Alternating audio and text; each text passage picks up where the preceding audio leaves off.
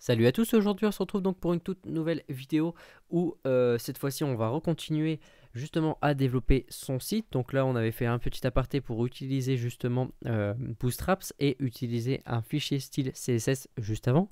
Donc si vous ne l'avez pas regardé, je vous invite fortement à regarder pour rendre justement le visuel de votre site plus agréable. Donc là en fait n'oubliez pas d'aller aussi sur mon site, donc le site du dev justement, vous allez retrouver tous les vidéos sous forme d'articles justement.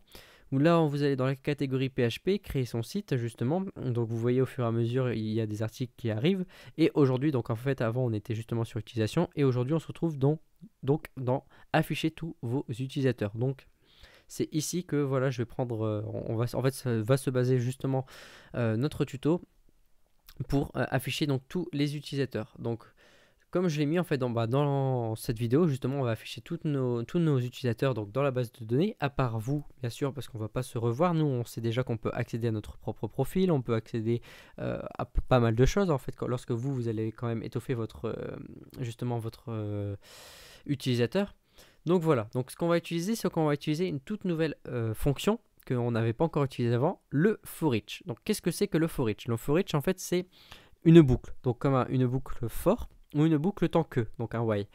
Donc sauf que le for, en fait, lorsque vous faites un for, vous partez d'un point et vous me dites, voilà, votre arrivée sera 10, 15, 20, 30, donc vous allez faire 15, 20, 30 fois la boucle, alors que le for each, ça va aller analyser combien d'enregistrements votre requête a sorti. Donc ça veut dire que si votre requête sort 4 enregistrements, la boucle va être faite uniquement 4 fois. Donc maintenant, on va voir ça. Donc là, on va créer la page utilisateur.php, donc ici. On va la créer, donc vous allez ici, vous faites document. Dedans, on sauvegarde. Je crée, donc on va pas le mettre dans le fichier CSS, mais dans le dossier. Donc je vais en mettre avec les lignes, voilà. PHP. J'enregistre. Dedans, ce qu'on va faire, c'est qu'on va déjà prendre, donc ici, le code qui est fait là. Donc on va prendre le code, voilà, vous prenez le code d'entête PHP, voilà, vous le prenez, vous le collez.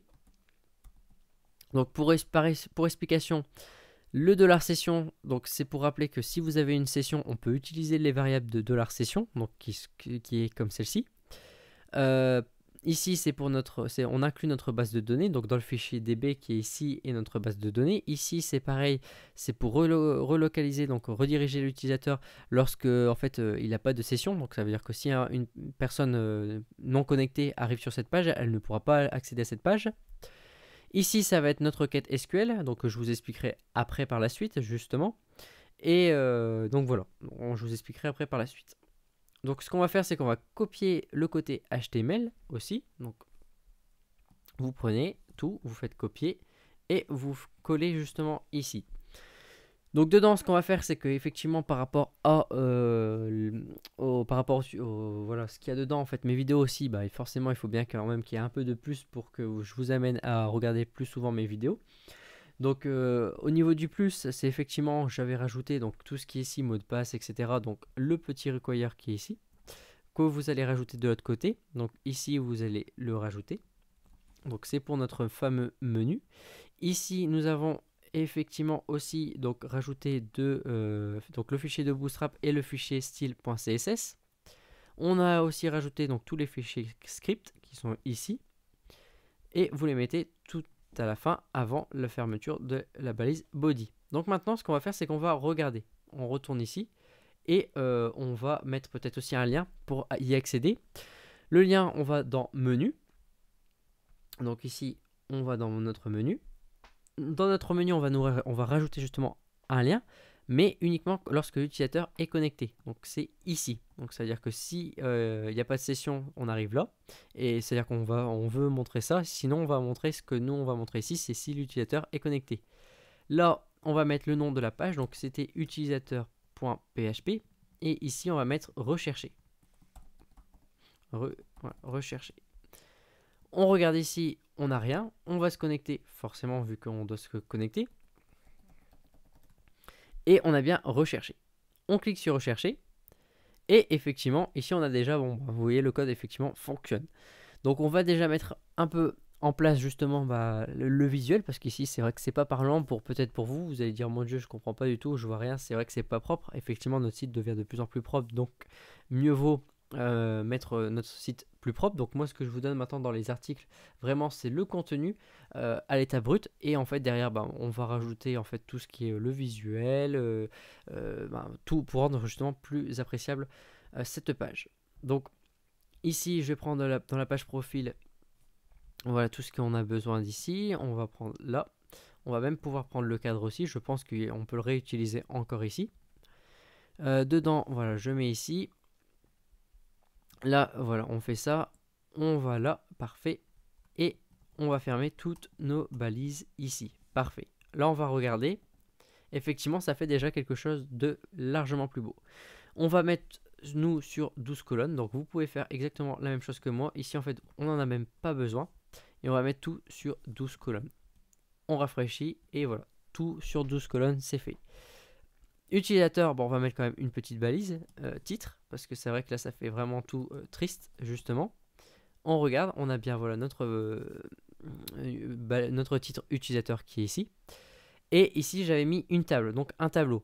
Donc en gros là je vous invite fortement à aller regarder sur mon site, le site du dev, justement il y a 2 articles, donc les tableaux en HTML, donc comment faire un tableau en HTML, et un tableau qui utilise justement une boucle for each pour alimenter justement votre tableau. Donc on va rendre aussi ce tableau un peu plus propre en utilisant justement déjà ce que Bootstrap propose. On va aller dans les tables qui sont ici, donc vous voyez qu'il y a déjà des tables largement bien plus propres que nous on avait présenté juste avant. Ici voilà, on va faire un copier. On revient, on va mettre ici de l'autre côté, on colle, on regarde dedans ce que ça va donner. Effectivement, vous voyez, on a déjà quelque chose de largement plus joli. Donc on va peut-être regarder ce qu'il nous propose d'autre. Donc ici c'est pour les titres. Donc effectivement, moi les titres sont déjà plutôt propres. Ce que j'avais mis comme titre, oui, non. Donc on va rajouter, on va vraiment faire quelque chose de vraiment propre. Voilà.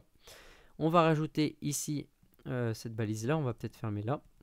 Ici, voilà, vous mettez ça. Donc là, ça va être vraiment ce qui est ici. Donc je vous montre. Là, ça va être nos balises d'en-tête du tableau. Donc les titres de chaque voilà, colonne. On va rajouter ici les TH. Donc les TH ont été déjà faits. Donc c'est parfait. Et on va regarder ce que ça donne maintenant. Voilà, on a un trait un peu plus fort.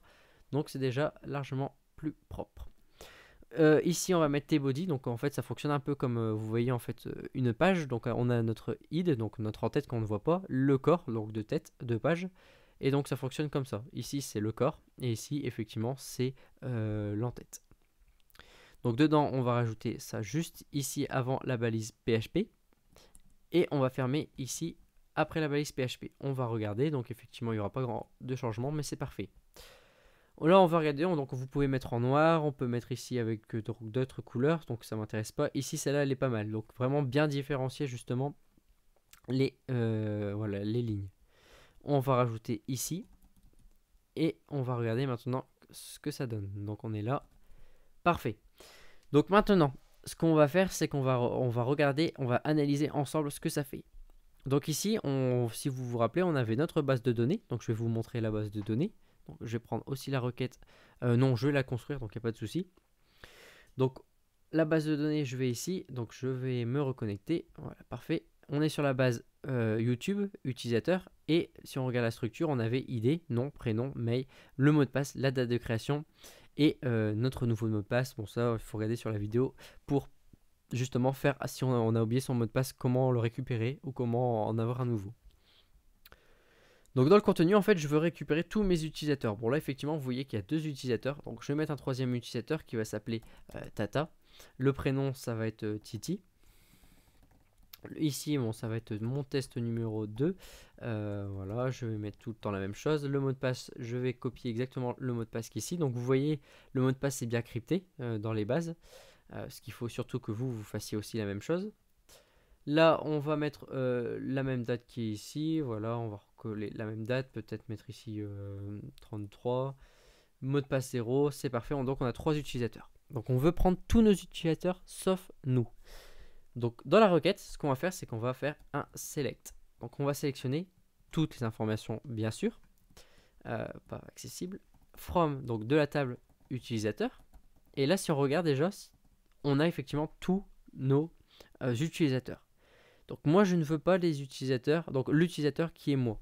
Donc ce que je vais faire, c'est que je vais mettre une condition, where, et je vais mettre ID différent de mon ID. Donc moi je me suis connecté, donc ma session c'était avec le 1, je mets 1, je rafraîchis, et effectivement vous voyez on n'a pas les deux. Donc c'est à dire que si je m'étais connecté en tant que Toto, qui est ici, donc j'aurai ça, je verrai effectivement, je ne me verrai pas, mais je verrai le premier et le troisième, donc les deux autres utilisateurs. Donc voilà comment ça fonctionne ici justement. Donc on récupère tout avec justement l'idée de session qui est mis ici.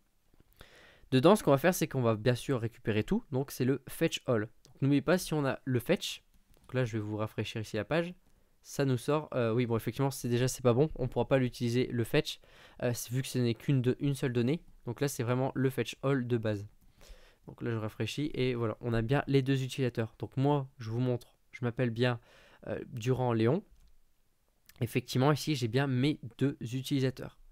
Donc ce que j'ai fait pour les justement voir, donc c'est que j'ai mis ici, donc là bon voilà, ça j'ai pas besoin, c'est de l'explication pour vous sur le site. Dedans on met le for each, donc notre boucle.